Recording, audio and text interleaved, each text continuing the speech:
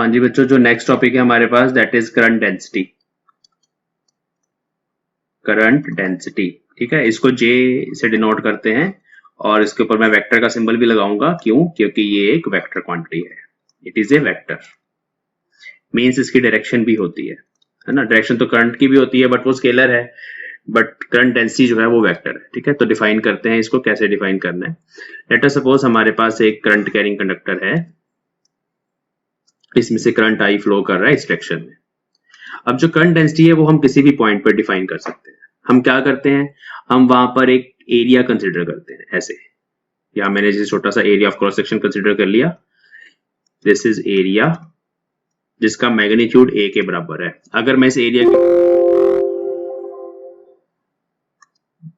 जिसका मैग्नीट्यूड ए के बराबर है, अगर मैं इस एरिया की डायरेक्शन की बात करूं तो एरिया की डायरेक्शन सरफेस के परपेंडिकुलर होती है। ये होगी डायरेक्शन ए वेक्टर। ठीक है, ये डायरेक्शन है और इसका मैग्नीट्यूड, अगर यहाँ पे हमारे पास रेडियस आर है, यहाँ पे इसकी रेडियस आर है, तो एरिया पाई आर स्क्वायर हो जाएगा। सिंपल सी बात है। तो डायरेक्शन इसकी हमेशा उस सरफेस के परपेंडिकुलर होती है। ठीक है, तो जब भी हमें करंट डेंसिटी को फाइंड करना है, हमें क्या करना है, हमें ऐसा ही एरिया कंसिडर करना है जो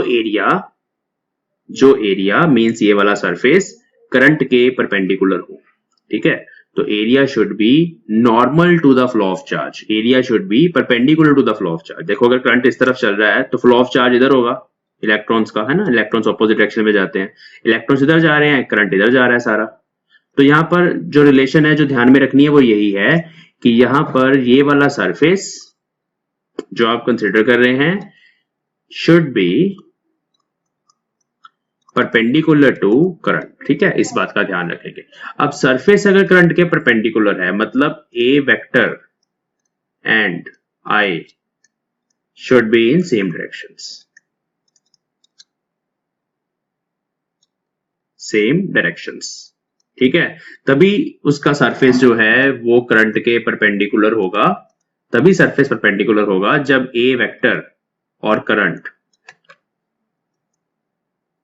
होगा, जब करंट और ए वेक्टर दोनों सेम डायरेक्शन में होंगे। मींस उनमें जो थीटा है वो 0 डिग्री होगा। समझ गए? तो इसकी अगर हम सिंपल डेफिनेशन लिखें तो हम लिखते हैं it is current per unit area. कौन सा एरिया?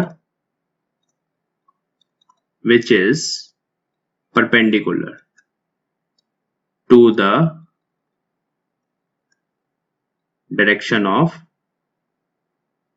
करंट। ठीक है, डायरेक्शन ऑफ करंट के परपेंडिकुलर वाला एरिया हमें लेना है, तो current density J is current upon area.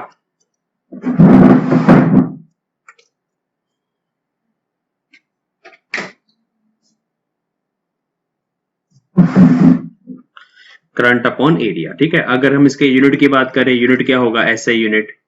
तो बच्चों सिंपल सी बात है, करंट का यूनिट हमारे पास है एम्पेयर, एरिया का है मीटर स्क्वायर, तो एम्पेयर पर मीटर स्क्वायर इसका यूनिट होता है। ओके, अब हम बात करते हैं कि अगर सर एरिया परपेंडिकुलर ना हो, अगर आपको पूछा जाए कि भाई ये करंट की डायरेक्शन है, ठीक है, ये वाली राइट हैंड साइड, और ये एरिया वेक्टर है यहाँ पे ऐसे,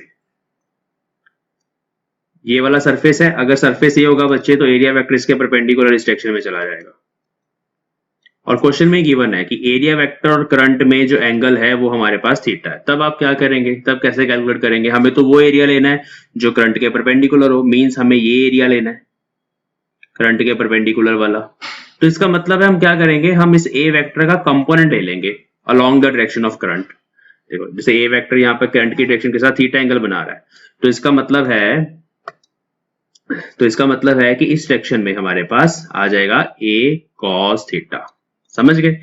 if this blue area is a vector, तो इसी का कंपोनेंट अगर हम करंट के अलोंग ले लें तो वो बनेगा ए कॉस थीटा। तो इस पर्टिकुलर केस में अगर आपने करंट डेंसिटी को फाइंड करना है, जे को फाइंड करना है, तो हमारे पास बन जाएगा आई अपॉन ए कॉस थीटा। ठीक है, तो हम लिख देते हैं यहाँ पे कि if there is angle theta between a vector and current, then तब हम ये वाली डेफिनेशन यूज करेंगे, J is equal to I upon A cos theta. अब इसका स्पेशल केस वही है जो ऊपर हमने लिखा कि अगर यही थीटा हम 0 कर दें, है ना, अगर थीटा 0 डिग्री हो तो फिर कॉस थीटा कितना होता है, कॉस थीटा 1 हो जाएगा। तो फिर वही आप हमारे पास आ जाएगा J is equal to I upon A. ठीक है, चलिए, तो ये हमारे पास दोनों फॉर्मूले हैं करंट डेंसिटी के। अगर आपको करंट डेंसिटी गिवन है और आप करंट निकालना चाहते हैं तो यहां से हम ऐसे भी लिख सकते हैं, also I is equal to J A cos theta.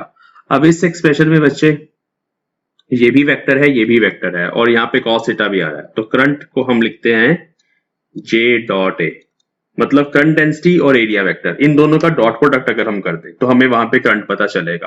अब यहाँ पर इंपॉर्टेंट चीज ये है कि जो करंट डेंसिटी होती है वो पॉइंट टू पॉइंट डिफाइन होती है, हर पॉइंट पे डिफरेंट करंट डेंसिटी हो सकती है। ठीक है, तो इसीलिए हम बोलते हैं करंट पर यूनिट एरिया। वो जो एरिया कंसिडर हमने किया है वो हमने उस पॉइंट पे कंसिडर किया है जहां हम करंट डेंसिटी फाइंड करना चाहते हैं। अगर आपको ये दोनों कंपोनेंट फॉर्म में भी मिल जाए किसी न्यूमेरिकल में तो आपने जस्ट डॉट प्रोडक्ट करना है। ठीक है, अब हम कुछ इंपॉर्टेंट पॉइंट्स लिख लेते हैं करंट डेंसिटी के बारे में। तो पहला पॉइंट तो यही है, it is a vector quantity, its direction is along the direction of E vector, मतलब जिस तरफ इलेक्ट्रिक फील्ड होगी उसी तरफ ये हमारे पास करंट डेंसिटी होती है। इसके बारे में अभी हम डिटेल में भी बात करेंगे, अभी देख लेते हैं।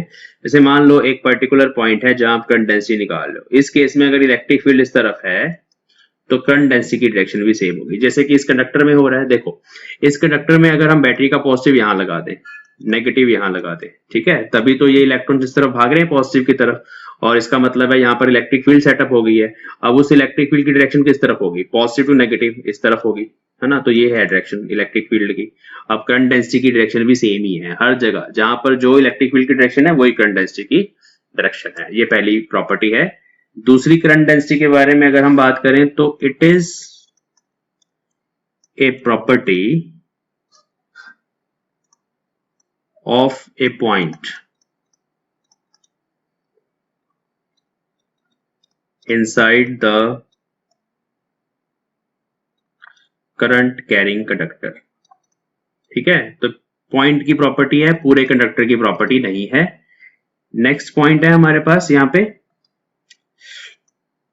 कि if E vector is uniform, अगर किसी कंडक्टर के अंदर जो इलेक्ट्रिक फील्ड है वो यूनिफॉर्म है तो इसका मतलब है कि जो J वेक्टर होगा वो भी कांस्टेंट होगा। अब किसी वेक्टर के कांस्टेंट होने का मतलब होता है बच्चों कि वो वेक्टर की डायरेक्शन भी सेम रहेगी हर जगह पे, क्योंकि इलेक्ट्रिक फील्ड यूनिफॉर्म है, डायरेक्शन भी सेम रहेगी और उसके साथ साथ उसका मैग्नीट्यूड भी सेम रहेगा। ठीक है, तो अगर इलेक्ट्रिक फील्ड यूनिफॉर्म है तो इसका मतलब है कि जो J है वो भी कांस्टेंट होगा। और फोर्थ पॉइंट हम यहाँ पे लिख सकते हैं कि अगर मान लो इलेक्ट्रिक फील्ड ही 0 है, कि अगर E वेक्टर है ही 0, तो उसका मतलब है कि J वेक्टर भी वहां पे 0 होगा। अब ये इलेक्ट्रिक फील्ड और J में जो रिलेशंस हैं वो हमें कैसे पता चल रही हैं, इसके बारे में अभी हम बात करेंगे जब हम इलेक्ट्रिक फील्ड में और करंट डेंसिटी में रिलेशन फाइंड करेंगे। तो अभी हम जल्दी इस रिलेशन को फाइंड करने वाले हैं अपने नेक्स्ट टॉपिक में।